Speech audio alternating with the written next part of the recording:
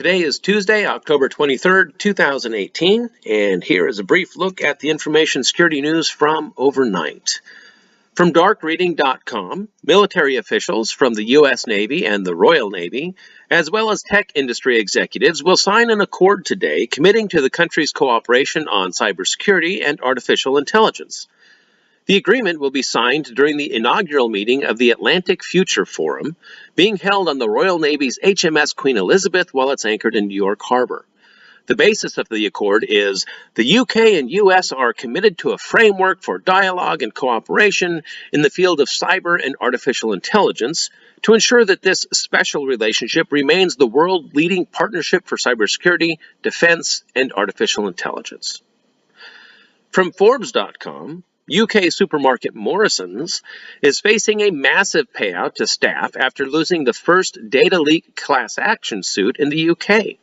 It comes after Andrew Skelton, a senior internal auditor at the retailer's headquarters, leaked employee data online in 2014. Last year, a court ruled that the firm was liable for his actions. After a failed appeal, a UK High Court ruling found the supermarket giant liable for the data breach that saw nearly 100,000 of its employees' sensitive details, including salary and bank details, posted online. Those affected can now claim compensation for upset and distress. The leak does not come under GDPR rules, but it shows the potentially huge cost of a data breach going forward.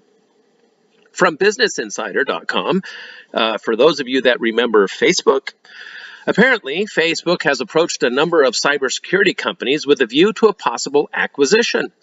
Sources declined to say which companies have been approached, but one said a deal could be closed as soon as the end of this year. Facebook has reportedly assembled a team to scout out targets with a view to bolstering its cybersecurity expertise and to quell public criticism of its data protection. Last month, it disclosed that it had detected the biggest data breach in its history, which affected some 30 million users.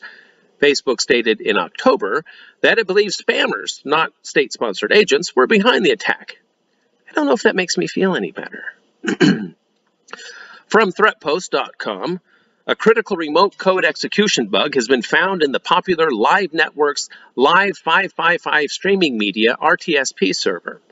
The vulnerability could allow an attacker to send a specifically crafted packet to vulnerable systems and trigger a stack-based buffer overflow.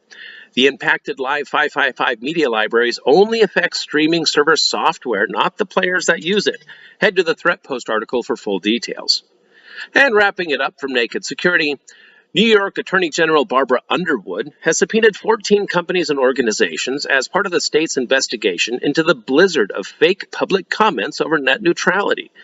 The FCC's public comment process was corrupted by about 9.5 million fake comments. The AG's office promises to get to the bottom of what happened and hold accountable those responsible for using stolen identities to distort public opinion on net neutrality. That's all for today. Until tomorrow, be safe out there.